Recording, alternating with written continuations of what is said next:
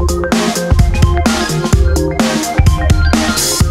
suis donc le docteur Laetitia May Michelangeli. Je travaille à la Haute Autorité de Santé.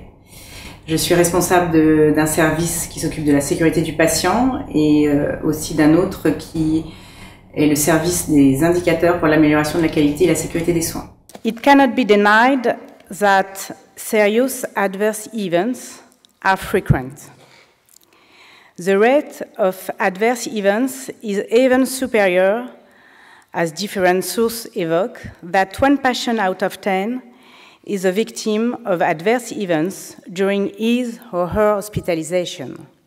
Donc, je travaille auprès des professionnels de santé pour qu'ensemble, ils prennent en charge les patients, évidemment dans un cadre de qualité des soins, mais surtout de sécurité. C'est-à-dire qu'il ne faut pas qu'un patient subisse ou un événement indésirable.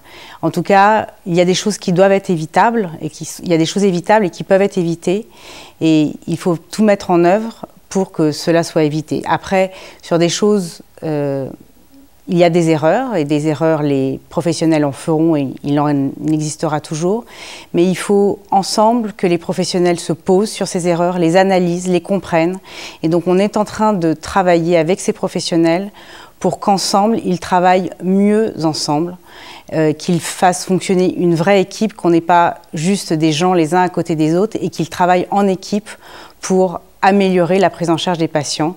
Et donc, au final, ne pas avoir d'événements indésirables trop graves, il peut y en avoir des moins graves, et qu'en tout cas, donc, on limite la survenue de ces événements, ou qu'on en atténue les conséquences.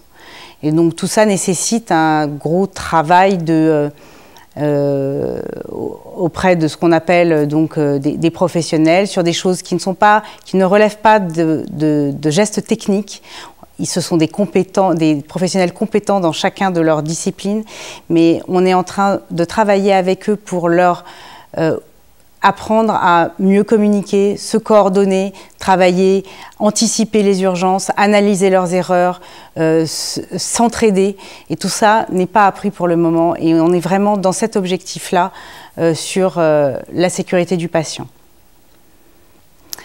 Alors, le travail que j'ai présenté, qui est en fait un programme expérimental, donc novateur, puisque jamais mené en France, est un programme qui s'appelle PACT, pour le programme d'amélioration continue du travail en équipe. Nous avons mis en place une expérimentation auprès de 18 équipes pour construire ce programme, et nous sommes en train de le déployer sur une 50aine d'équipes actuellement. Ce programme consiste à finalement faire prendre conscience aux professionnels qui se seront identifiés pour un certain objectif, une prise en charge particulière. Donc pour faire prendre conscience à ces professionnels ce qu'est l'équipe. Ça a l'air bête à dire, mais les professionnels essayent tous de faire bien, ont tous l'impression de bien travailler en équipe, mais en fait n'ont pas conscience qu'ils travaillent les uns à côté des autres sans un vrai fonctionnement d'équipe.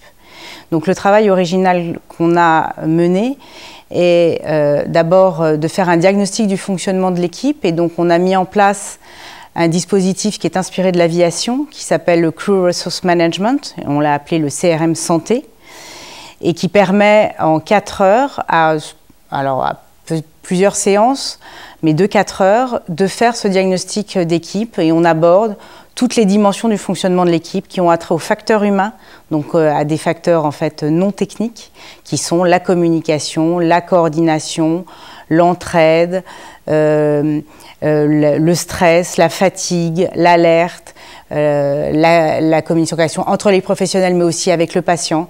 Et on demande après aux professionnels de mettre en œuvre un certain nombre d'actions pour améliorer ces dimensions qu'ils ont évidemment mis en évidence comme défaillantes au sein de leur équipe. Et c'est très original parce que là, les équipes, on a un premier retour d'expérience avec 18 équipes et elles sont heureuses d'avoir fait ce travail-là. On a un retour très positif de leur part. Les professionnels ont changé de comportement. Un exemple tout simple, c'est qu'il est normal et presque obligatoire de déclarer des événements indésirables au sein de son établissement de santé. Nous avons fait des enquêtes de culture de sécurité. les premières enquêtes montrent qu'il n'y a pas de déclaration de ces événements. Au bout de 2 ans, les professionnels déclarent spontanément ces événements. Voilà, ce sont plein de petites choses comme ça qui montrent que c'est important. Et donc là, on n'a pas encore de résultats finaux, puisqu'on part pour 2 ans avec 50 équipes. Mais on espère arriver et du coup pouvoir proposer ce programme à terme à toute équipe volontaire qui voudrait améliorer son fonctionnement d'équipe et donc améliorer la sécurité du patient au final. La Société française d'hygiène hospitalière et ce congrès est quand même très ciblé sur des professionnels en hygiène hospitalière, mais commence à s'ouvrir à un périmètre un peu plus large et je trouve ça très intéressant. Et de toutes les manières, ce congrès est incontournable pour tous les professionnels de l'hygiène et d'avoir regroupé les médecins et les infirmières est quelque chose pour moi d'important. Qui montre justement le vrai fonctionnement, qui reflète en fait ce qui doit être fait aussi en établissement de santé. Et je trouve que c'est vraiment intéressant d'avoir un congrès spécifique pour les professionnels de l'hygiène hospitalière. Alors je préférais qu'on parle de prévention des infections nosocomiales que d'hygiène hospitalière, ouvert aux médecins, aux cadres de santé et aux infirmières. I'm sorry, but as my English is not fluent enough, if you have any, I will answer your question in French. And I'm sorry for the other speakers who don't speak French. Oui, of course. Je trouve que l'initiative de faire une session internationale est très intéressante. On est trop effectivement franco-français et on ne va pas assez vers les Anglais, enfin on n'est pas assez ouvert à l'international, donc c'est une très bonne initiative et c'est un très bon challenge. Oui, donc je travaillerai plus mon anglais pour la prochaine fois.